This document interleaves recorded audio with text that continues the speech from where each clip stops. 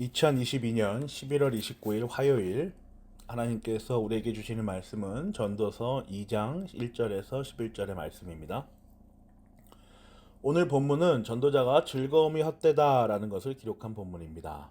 직전에 해 아래 존재하는 것을 알고 판단하는 지혜가 헛되다라는 것을 드러낸 후에 전도자는 이제는 즐거움이 헛되다라는 것을 밝히고 있습니다.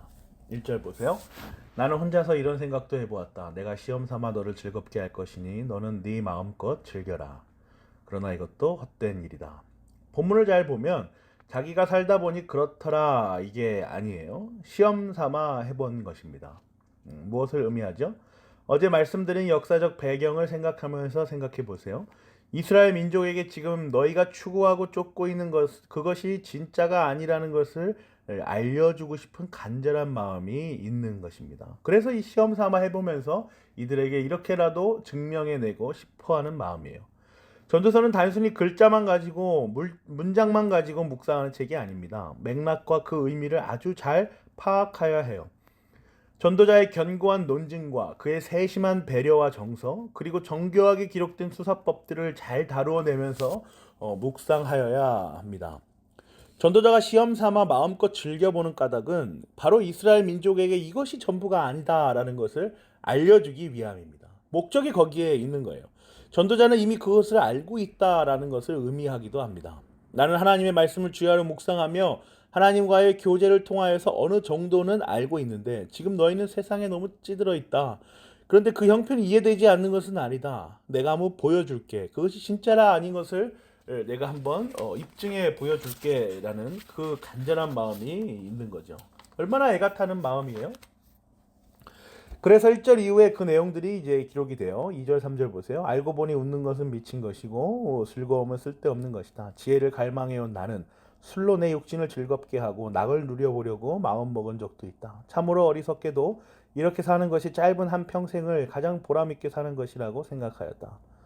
전도자가 알아본 결과 웃는 것은 미친 것이고 즐거움은 쓸데없는 것이었습니다. 사실 그렇지 않습니까? 우리가 언제 웃습니까? 주로 어이가 없을 때 많이 웃어요.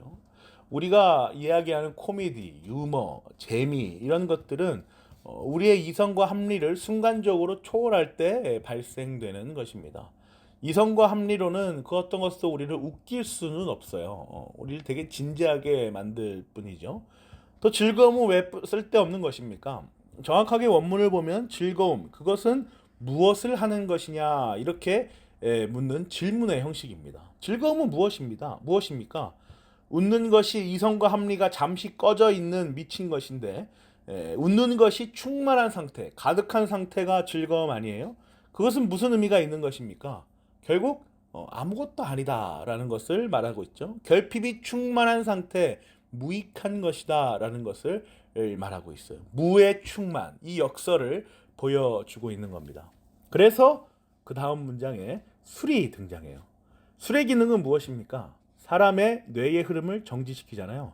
그래서 술에 중독되신 분들과 대화하면 가장 힘든 것이 대화가 안 된다는 겁니다. 뇌의 흐름이 끊겨서 이성과 합리로는 아무것도 아닌 상태가 지속되는 그 사람과 대화하는 것은 여간 어려운 일이 아니죠. 그런데 그것이 즐거움인 줄 알고 살았었는데 그렇게 실험하여 보았는데 어리석은 것이었다. 이것이 이 전도자의 말입니다. 이런 이성과 합리를 정지시키는 것으로는 즐거움과 웃는 일을 정당하게 할 수 없다는 것, 어리석은 것이라는 것을 보여주었으니 전도자는 이제 그 다음 단계인 성취로 나아갑니다. 4절부터 10절이 그 성취에 대한 내용인데요. 나는 여러 가지 큰 일을 성취하였다. 궁전도 지어보고 여러 곳에 포도원도 만들어 보았다. 나는 정원과 가수원을 만들고 거기에 온갖 과일 나무도 심어 보았다. 나무들이 자라나는 숲에 물을 대려고 여러 곳에 저수지도 만들어 보았다. 남녀 종들을 사들이기도 하고 집에서 시종들을 태어나게도 하였다. 나는 또한 지금까지 예루살렘에 살던 어느 누구도 일찍이 그렇게 가져본 적이 없을 만큼 많은 소와 양 같은 가축대를 가져보았다. 은과 금금들이 가지고 있던 여러 나라의 보물도 모아보았으며 남녀 가수들도 거느려 보았고 남자들이 좋아하는 처첩도 많이 거느려 보았다. 드디어 나는 일찍이 예루살렘에 살던 어느 누구보다도 더 큰 세력을 가진 사람이 되었다. 지혜가 늘 내 곁에서 나를 깨우쳐 주었다. 원하던 것을 다 얻었다. 누리고 싶은 낙은 무엇이든 삼가지 않았다. 나는 하는 일마다 다 자랑스러웠다. 이것은 내가 수고하여 얻은 나의 몫인 셈이었다. 온갖 일들로 자신의 삶을 채워보기 시작합니다. 궁전, 포도원, 정원과 과수원, 저수지, 남녀, 종들, 소와 양 같은 가축대, 은과 금, 보물. 얼마나 스스로 자랑스러울까요? 10절에 그렇게 또 기록되어 있지 않습니까? 열심히 수고하여서 얻은 자신의 몫입니다. 그런데 11절로 넘어가면서 보세요. 그러나 내 손으로 성취한 모든 일과 이루려고 애쓴 나의 수고를 돌이켜보니 참으로 세상 모든 것이 헛되고 바람을 잡으려는 것과 같고 아무런 보람도 없는 것이었다.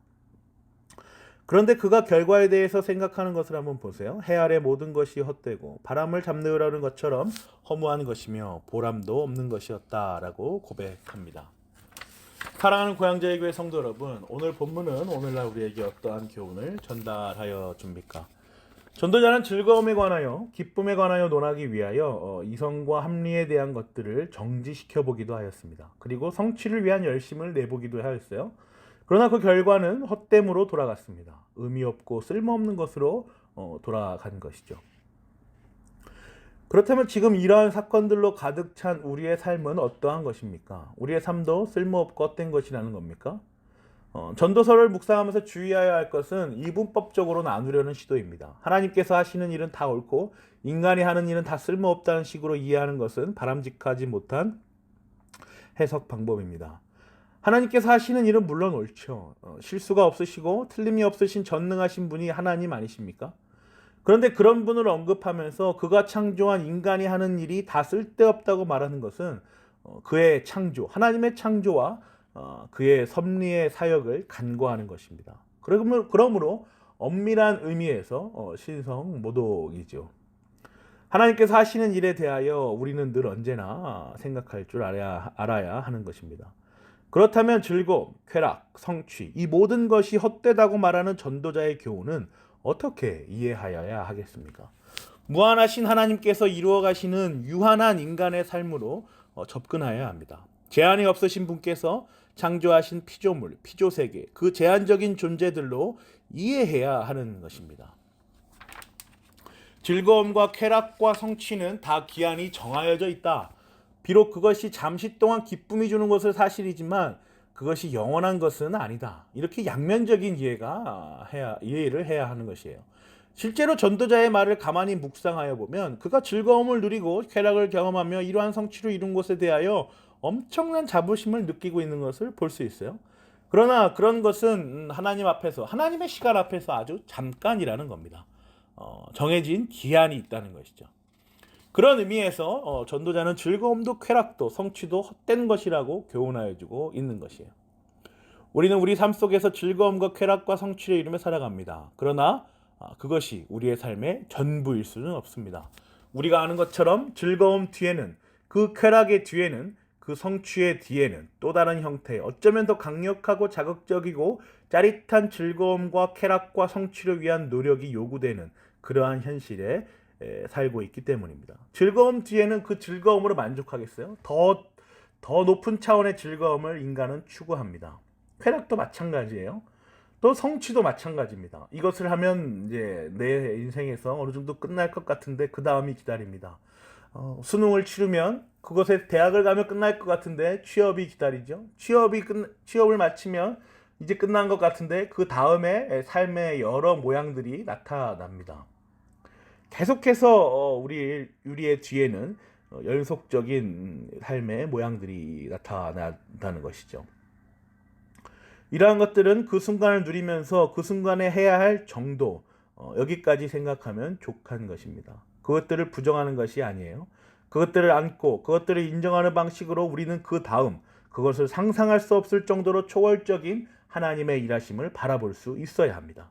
그 영원하신 하나님의 존재와 사역을 지향하고 바라보면서 나아가야 하는 것이죠. 저와 여러분이 오늘 주어진 삶의 다양한 형태와 상황들을 긍정하며 그러나 거기에서 머무는 것이 아니라 언제나 불변하시는 상태로 존재하시는, 그렇게 영원히 계시는 하나님을 바라보시기를 간절히 기도합니다. 아멘.